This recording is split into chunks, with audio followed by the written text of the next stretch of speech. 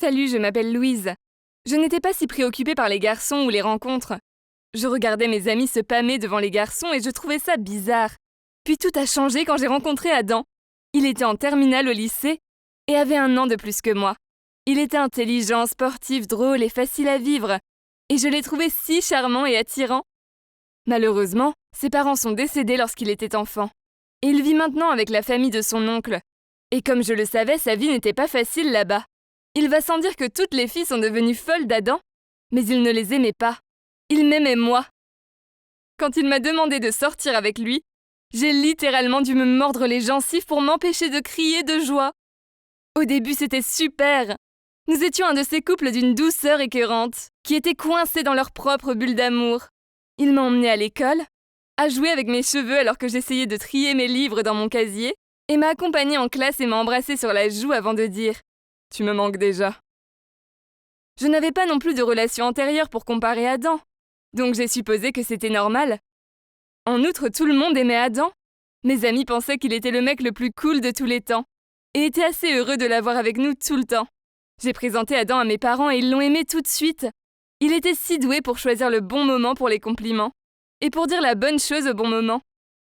Après son départ, maman n'arrêtait pas de dire qu'il était un garçon si charmant. Et papa m'a dit de l'amener le lendemain, car il voulait lui montrer sa collection de voitures anciennes.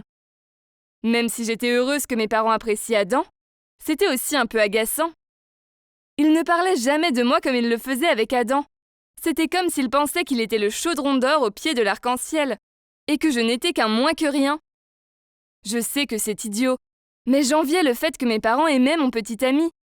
Je veux dire, eh bien, s'ils le détestaient, ce serait bien pire. Alors j'ai invité Adam après l'école. Au fur et à mesure que notre relation se poursuivait, son lien avec mes parents se renforçait. Adam a raconté à mes parents tous les désagréments qu'il a dû subir lorsqu'il vivait avec la famille de son oncle, et qu'il essayait tellement de déménager dès qu'il aurait 18 ans et de gagner son indépendance. Mes parents étaient tellement désolés pour lui qu'ils lui ont dit de venir quand il voulait. Je pensais que c'était juste une chose polie à dire dans ce genre de situation.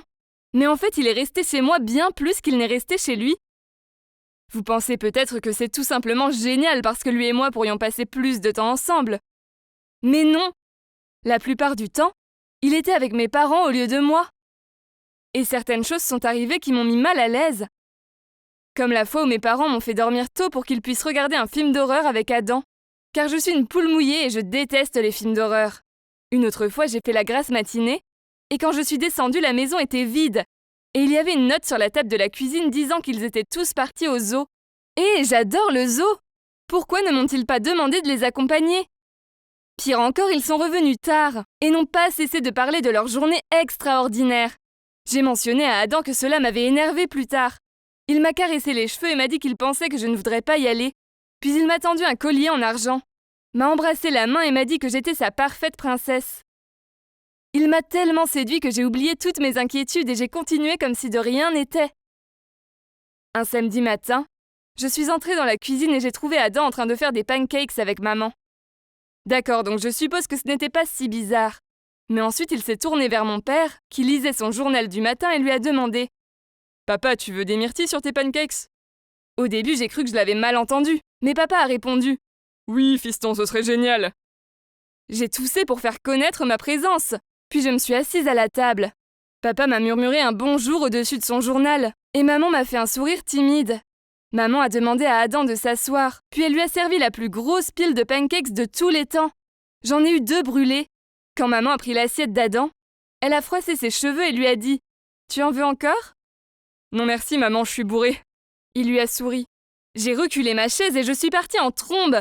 C'était bien trop bizarre. C'étaient mes parents, pas les siens. Les choses sont devenues de plus en plus bizarres entre Adam et mes parents. Ils allaient toujours dans les magasins, les restaurants, le cinéma et les endroits sans moi. J'étais peut-être occupée à jouer de la basse avec mon groupe pour un événement de notre école, mais ils ont pu arranger le temps pour que je me joigne à eux comme d'habitude, non? Mais depuis le jour où il est entré dans nos vies, ils ne m'avaient presque pas consacré d'espace et de temps. À de nombreuses reprises, lorsque je suis entrée dans la pièce, ils se sont tous tus et ont agi comme s'ils me cachaient quelque chose. C'était tellement gênant. Je me sentais comme une étrangère dans ma propre maison. Et c'était complètement inconfortable. Puis un jour, je suis rentrée de l'école plus tôt que prévu car j'avais mal à la tête pour trouver Adam en train de faire ses valises dans la voiture de mes parents. Il s'avère qu'il partait en vacances sans moi. Adam a suggéré à mes parents un voyage pour leur anniversaire de mariage. Et il leur a même dit que je me produirais sur scène ce jour-là. Alors ils ont fini par se préparer à y aller sans même me dire un mot. J'ai totalement paniqué. C'était comme si je voyais enfin Adam tel qu'il était vraiment. Un rat manipulateur. Il essayait de me voler mes parents ou quoi? Je lui ai dit que c'était fini et j'ai exigé qu'il me laisse tranquille, moi et ma famille, tout de suite. Je m'attendais à ce que mes parents prennent ma défense. Mais ils ne l'ont pas fait. Ils m'ont dit que mon comportement les faisait avoir honte de moi.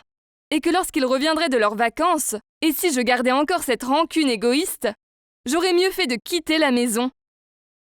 Aujourd'hui, un mois plus tard, je suis chez mon amie Jenny. C'est la seule amie qui a enfin compris comment est vraiment Adam. Tous les autres ont été trop manipulés par lui. Mes parents ne me parlent toujours pas. Et Adam vit toujours chez moi. Ma tante m'a dit que mes parents ont aidé Adam à décorer sa propre chambre, qui était en fait ma chambre, et qu'il a été présenté à tous mes cousins et autres parents comme leur fils. J'aimais Adam et je croyais qu'il m'aimait aussi. Mais maintenant, je sais que tout cela n'était qu'un mensonge. Il m'a manipulée pour s'immiscer dans ma vie et me l'a volée. Je ne sais pas quoi faire. Je veux juste retrouver ma vie. Mais comment faire pour que mes parents voient Adam comme le véritable imposteur qu'il est?